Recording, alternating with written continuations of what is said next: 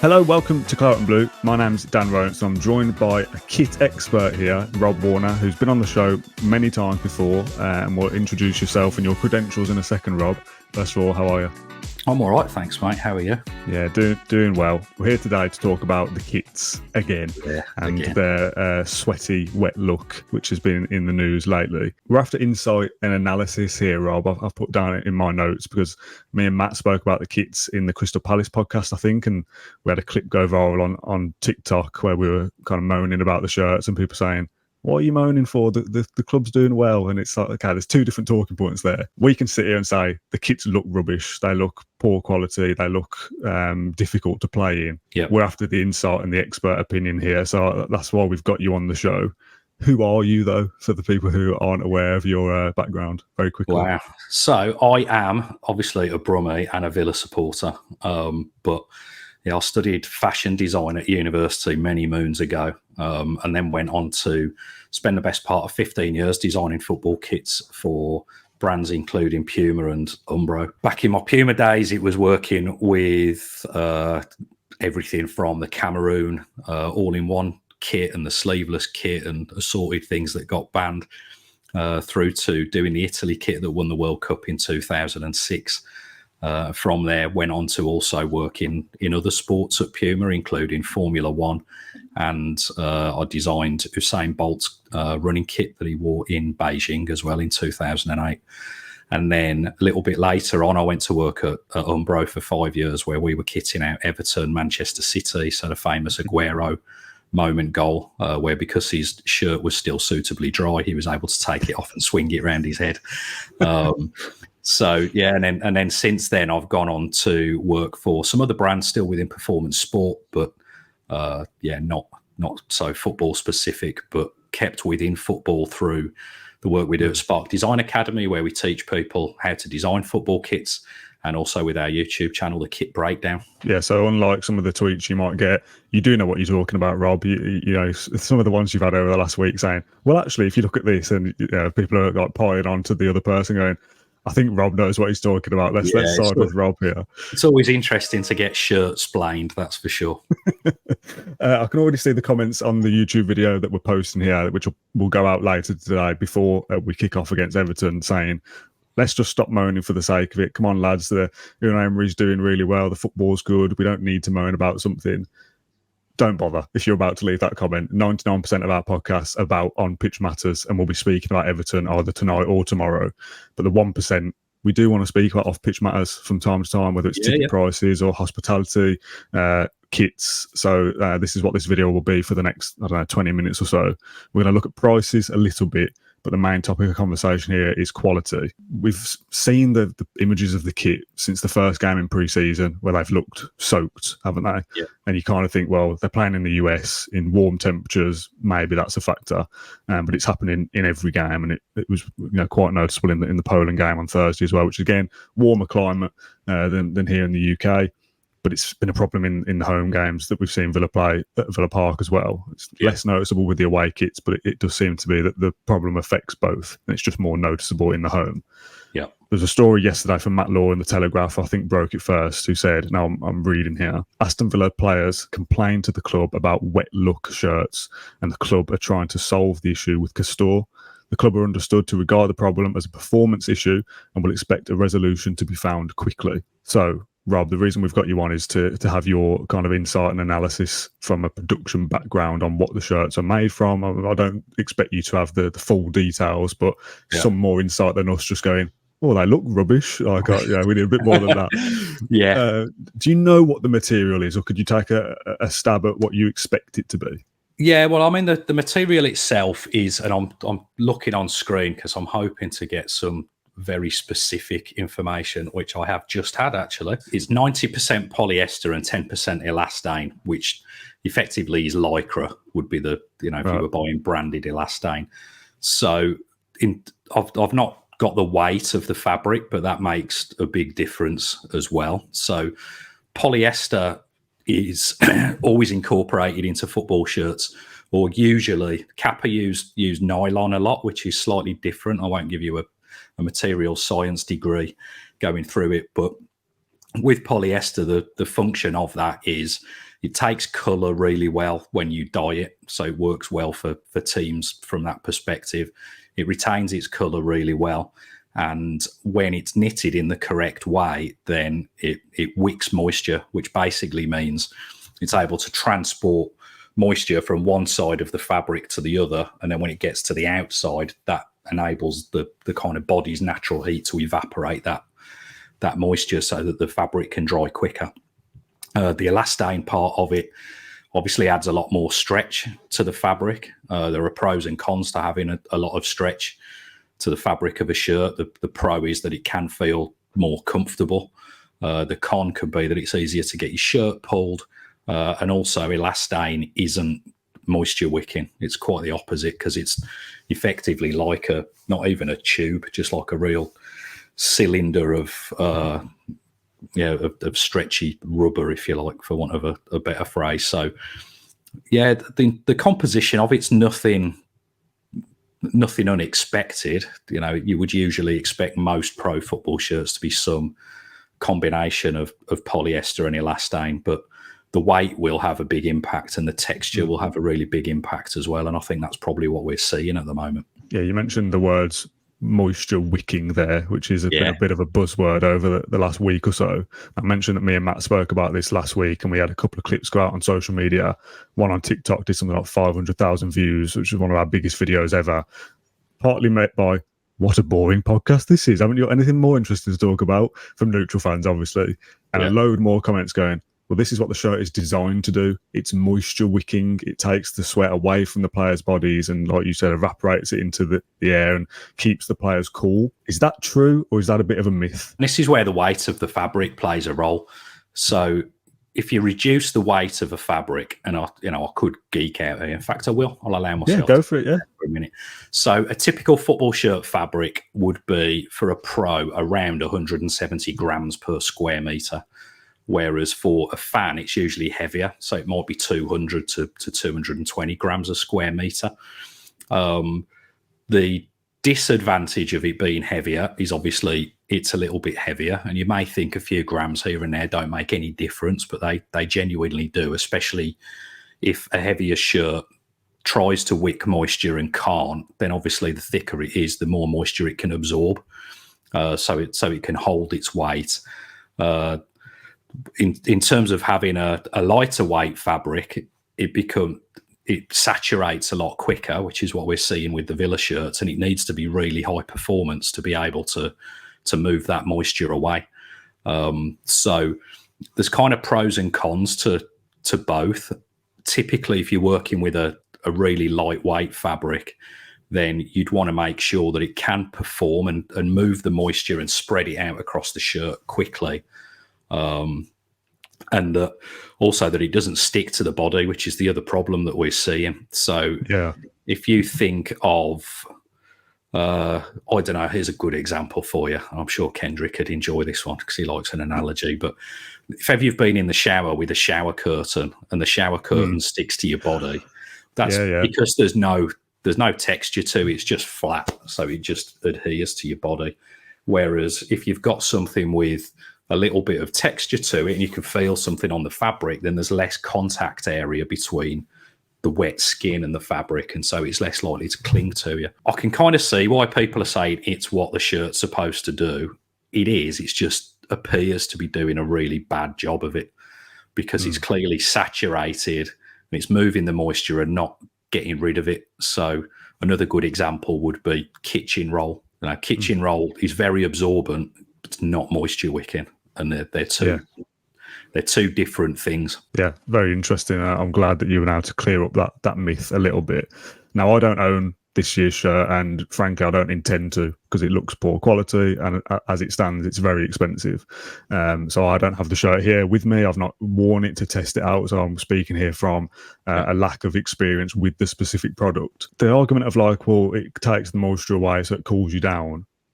I get it, and I understand that it should work. Having not been for runs and stuff, and I don't go in just a shirt, I normally wear a hoodie or something, but when you exercise and you're sweaty and then you stop and the wind blows and you're freezing cold because you're wearing something wet. This idea of, if the shirts are wet, it's going to cool you down is great if you're playing in 30 degrees every week maybe, but You go out and wear any kind of shirt, soak it in the shower first before you go if you're not willing to work up a sweat, and stand outside or run around outside in 8 degrees in December, you will freeze to death. Yeah. Like, I don't get this idea of you'll cool down and feel lovely. It will be horrible. We're kind of talking about saturation versus moisture wicking. So the idea with a really good moisture wicking fabric, the surface next to the skin will stay as dry as possible for as long as possible. You know, with some activities in some environments, it's going to be impossible. The shirt's going to get wet. So it's a case really of how do you manage that? The body produces sweat to cool itself down with the intention that air moves across the sweat, and it's almost like a hybrid air-liquid cooling system around the body. So there is value to being a bit sweaty if you're too hot. If you were constantly drying yourself off with a towel, then you would continue to sweat and sweat and sweat because your body feels like it needs to be wet. In terms of the shirts here, I mean, there's quite a few different dials that you want to turn when you're designing a shirt for a professional athlete. So it's not just about wet, dry, light, heavy. You've also got to think about the psychology of the athlete. And you've got to think about distractions for the athlete. So for me, the best feedback I say that you ever get from an athlete is no feedback at all. Because if the product's great, they'll just get on and wear it. But if it's rubbish, they'll tell you exactly why. If we think of the psychology of an athlete, it's kind of like if you turn up for a job interview wearing joggers and a T-shirt and everybody else was wearing a suit, straight away mentally you'd be at a disadvantage. So, you know, you want to be able to feel confident in what you're wearing. And obviously the players nobody would choose to wear something that's that, you know, soaking wet and stuck to them in front of a massive global audience. And then the other thing is around distractions, because when you're such an elite athlete and the tiniest things make the difference. Anybody that saw Tielemans with a GoPro on during the US tour, and the speed of movement, the slightest little thing makes a difference, and players feel it because they've got such sensory perception and such awareness of what's going on around them. So anything that's sticking to them, they'll be conscious of. It could inhibit movement. You know, there's loads of different potential challenges there, and it won't necessarily be the same for every player. Some players will be more conscious of it and more aware of it than others, in the same way that some of us can wear a football shirt next to our skin and others would wear a T-shirt underneath because we don't like how the fabric feels.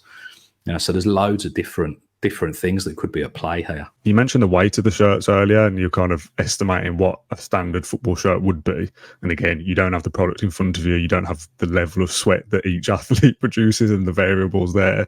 How much could a shirt increase in weight when it gets that wet, and would that be a factor of performance? Yeah, I mean, that partly depends on the thickness of the fabric. The thicker and heavier it is to start with, or certainly the thicker it is, the more capacity it has to absorb moisture, like a sponge. They don't weigh much, but you know, they absorb a lot of moisture. Yeah. So part of the challenge that we've got here is probably not so much the weight, because say it's a super lightweight fabric at, I don't know, 130 grams or something, then it hasn't got much capacity to get much heavier when it gets wet. And then that becomes the problem then, that it's absolutely saturated and sticking to the body. So it would be less of a weight issue, because that's really the other extreme of, if we then, people have said, we'll put them in the replica shirt I've seen on social media. And the reality is, if that's a 200 gram fabric, that could potentially gain an extra 50% in weight through the moisture. You know, and we don't know what performance qualities that fabric's got. So yeah, it can really, really vary. I think in terms of where Castore are at now, part of it will depend on the choices they've made when they originally designed and developed the shirt, and then also trying to examine whether the choices they've made have been executed by the factory. So straight away, you've got the choice of fabric and the weight of it. Does it moisture wick itself, or some fabrics aren't very good at it, so they get a moisture wicking treatment applied to them, which is applied with a roller. It's like a chemical treatment. It tends to only last about 30 washes, which doesn't affect a pro athlete, because they tend to only wear the shirts for 45 minutes. But if something's gone wrong with that, if that's the route they've taken of it's super lightweight fabric and we'll apply a wicking finish to it. If that's been applied wrong, if it's been applied on the wrong side, if it's forgotten to be applied at all, then suddenly you've got big issues. And I would expect if they feel like they've chosen the correct fabric to start with, I would think they're going to be running around the factory at the moment trying to figure out what's gone on. We'll talk a little bit in a second about what Villa can do here, or in the short term or the long term. We know that the lead time on football shirts is so far in advance that next year's shirt is probably already in the works, if not finished, in terms of designs and stuff like that. Maybe slightly early for that is September. But I've been in meetings before at Villa, the fan consultation, whatever, where they're talking about these long-term decisions with things like this. Yeah. Is this not a thing that would have cropped up in quality control or whatever, earlier on in the phase of development for the shirt, of this season's shirt? Would this not have cropped up that, it isn't very good at evaporating moisture, or whatever the phrase is? Yeah, I mean, it partly depends on how rigorous the testing protocols are. Excuse me. Partly the time that's available to get things tested. So there's lab tests and there's on-athlete tests. So a lab test might show you that it moves the moisture quite well. An athlete test will show you whether it sticks to the body or not.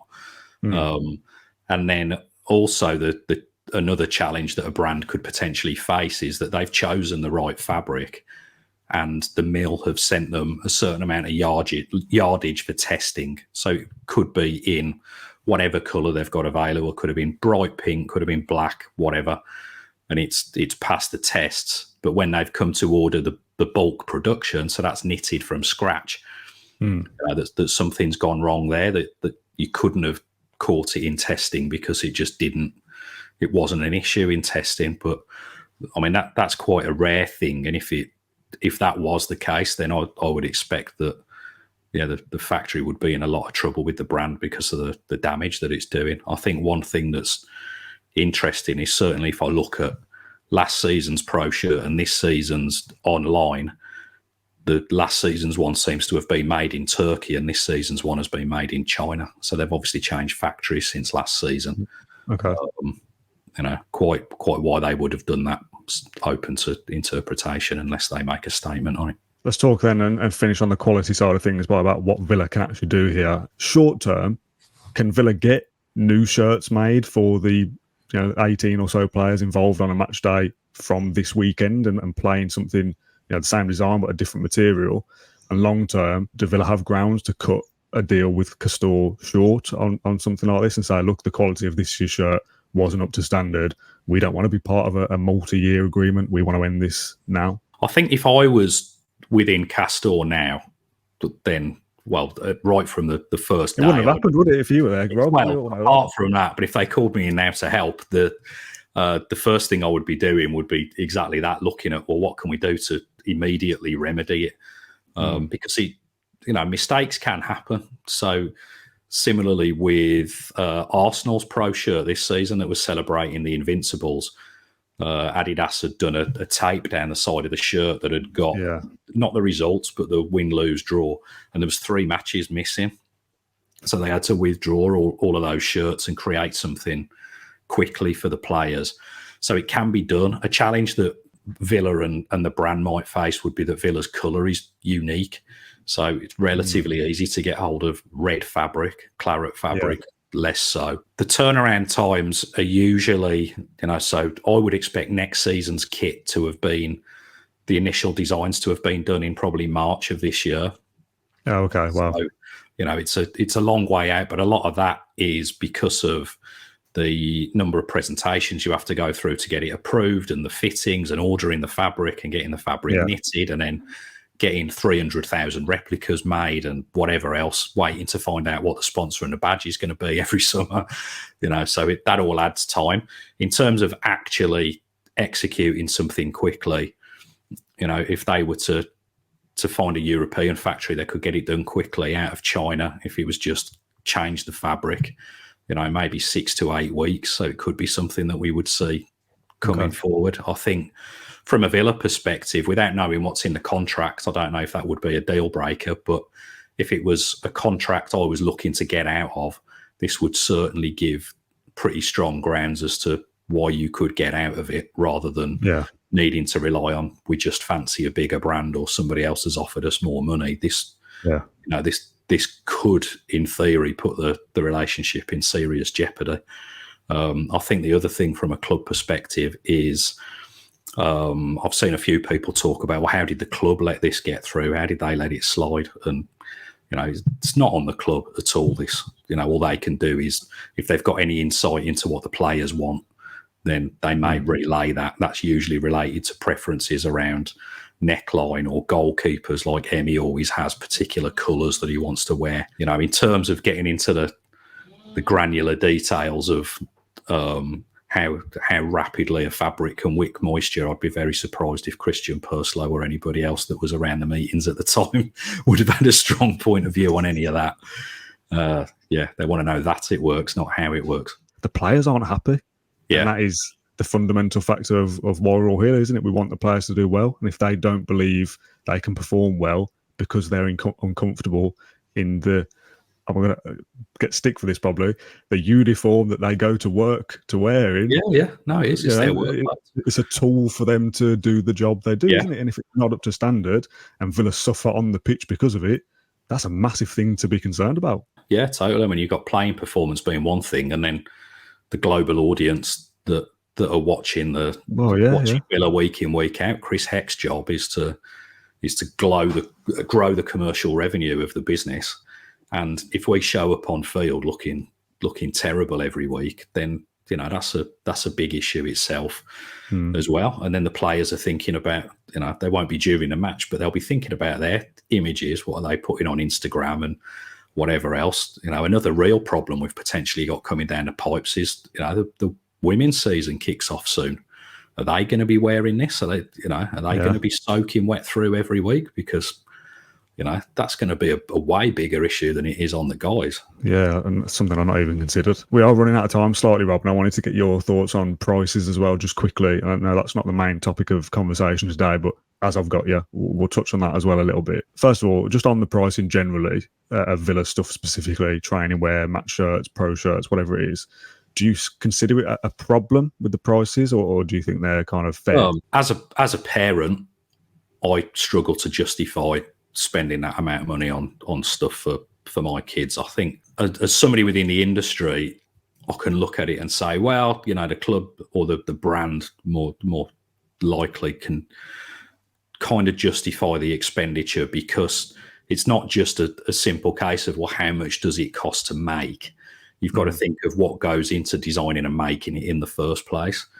So, without disappearing down a rabbit hole of counterfeiters, etc., that pretty much is just what does it cost to make. And also they're able to cut corners that brands can't. So anybody that still thinks that brands that are kicking out Premier League football clubs are regularly using sweatshops and slave labour, whatever, couldn't be more wrong, because that would very quickly be all over the news. So it's not. The cost of making a shirt these days, I would estimate maybe between $10 and $15 on average would be the actual cost for the brand to get it from out of the factory door. And it's then a case of the brand has got to ship it across to wherever their warehouses are. They've got to take care of the packing of it. They've got to distribute it. They've got to take their percentage. They've got to pay a percentage to the club. The retailer's got to take a percentage. And that's without thinking about the salaries and everything else of the people at the brands that have designed and developed it. If it's an amazing kit that's had a lot of design and development go into it, it becomes easier to justify. If it's a kit that's not performing on the field of play, it becomes a lot harder to justify. But yeah, there are a lot of people with fingers in the pie that need to make a profit out of a kit deal. And so, yeah, that's where the price comes from. In terms of it just as purely as a garment, it's hard to justify. I think it would be a bit easier if they weren't so frequent. 3 new shirts, goalkeepers, with goalkeepers becoming celebrities themselves now, with Emmy Martinez or Mary Earps for England. You're potentially looking at buying your kids 3-4 kits a season, and nobody has to. It's completely a choice. Mm-hmm. But the difference is, my kids support Aston Villa. They don't support an iPhone. So I could say, no, you can't have the new iPhone, and they just get on with it. But in terms of Aston Villa, it's a different conversation. So yeah, it's a really difficult thing, because the counter argument from the clubs would be, we've got to make some profit, because if you want to see the likes of Moussa Diaby and Pau Torres wearing that shirt, well, somebody's got to pay for it, and shirts is a pretty good way of doing it. You mentioned the frequency of kits, and I'll get to that in a second, but just a bit of a benchmark for balance. I've looked at some of the replica kit prices across the Premier League. Villa pretty much bang in the middle at £70. There's 3 Castore kits in the league with Wolves and Newcastle. Wolves is 60. Newcastle's is also 70. The cheapest kits in the league are the 3 promoted clubs, Burnley, Sheffield United and Luton, at 55, 55 and £59. And the most expensive, Spurs, Man United, Fulham and Arsenal at £80. So, yeah, pretty much middle of the road for where Villa come in terms of a benchmark with the other clubs for replica kits. Yeah, I put a little asterisk next to Brentford's kit, which is £60, and theirs is labelled the 2023 to 2025 shirt on their website. And there's a comment from Chief Executive of Brentford, John Varney. This will be the 4th kit we have rolled over in recent years. The 2-year cycle not only ensures affordability for our fans, but also aligns with our commitment to reducing waste and promoting a greener future for the next generation of Bees fans. Now, I've spoken before about like there being an obsession in modern football with transfers, and I feel like there's a bit of a similar thing with kits, really, that do we have to have, especially for teams that aren't in Europe, and obviously Villa are now for the first time in however many years. When we were in the Championship, we had 3 kits. Is that necessary for all clubs to have 3 kits every single season, or can we all take a leaf from someone like Brentford and go, right, next year's shirt will last for 2 seasons, and then next year's away shirt will last for 2 seasons, and have a cycle like that instead? I think it's very hard to justify 4 kits, certainly, which we see with some of the Champions League teams have 4 kits. Of course, That's been going on for quite a while. When I first designed for Lazio in like 2002, they were having 4 kits. I think 3 I can kind of understand, because of the requirements of the federations or the leagues now to have clearly distinguishable kits. And especially now that other things are taken into consideration, like colour blindness and, you know, things like that in the past it just wasn't really thought about. I mean, that said, we do still see on TV that some games it's really hard to kind of tell between the 2 teams. There's no excuse for that, really. In terms of rolling them over and the life cycles, there's kind of 2 prongs to that. The first is that when 3 kits first started becoming a thing in the Premier League, and I'll use Man United with Nike as an example, they would have the home kit for 2 years and the away kit for 2 years, but the away kit would roll over to become the 3rd kit. So year 1, you might have a new home and away. Year 2, you might have the same home, the away becomes a 3rd, and you've got a new away kit. So you've got one new thing you can buy if you want to. And then it kind of mixes like that. So every other year you'd get 2 new shirts. Every year you'd get 1, which is an away shirt. So that works quite nicely from a fan's perspective. From a club perspective, and again, purely bringing it down to numbers, which so much of football sadly seems to be about these days, how much money do Brentford lose if they don't release a new home shirt every year? You know, how many do they sell? 50,000, maybe, you know, maybe 80 at the most. Manchester United, they sold 1 million just with Ibrahimovic on the back. You know, they're selling, depending on if they have a good season or not. Real Madrid, Man United, Arsenal, could be 3 to 5 million shirts a year. And you think of all the people, whether it's the club, the brand, the retailer, you know, the amount of money that's then being made off that. You know, if Nike or Adidas are paying £100 million for a kit deal, they can't just write that off as a marketing expense. They've got to get some of that back. So it's a really difficult thing to unravel, but I feel sorry for everybody involved, you know, because the brands have paid up front. The clubs want the money for players because they're under pressure from the fans, and the fans are under pressure from life to be able to afford the things that they want. You know, just getting through the gates is hard enough for some people now. Yeah. So it is difficult, and honestly, I don't know what the answer is. I wish I did, but it might mean that, you know, the bigger clubs have got to look at taking a hit and doing the right thing instead of just constantly asking fans to put their hands in their pockets. Rob, it's been a pleasure to chat to you for the last half an hour or so. I'm going to have to cut it short, though, because I've got parental responsibilities I need to get to in literally 30 seconds. So thank you very much for joining me. I could honestly pick your brains all day, and I'm sure if fans enjoyed this and have maybe further questions, we could get you back on when I've got a bit more time in my hands. Yeah, Rob, thanks for joining me. Thanks, everyone, for watching along with this one. Get involved with your experiences with the kits and the prices in the comments down below. Enjoy Everton if you're after that this evening, and we'll be back later in the week to chat about football as per. Thank you for watching. We'll see you soon.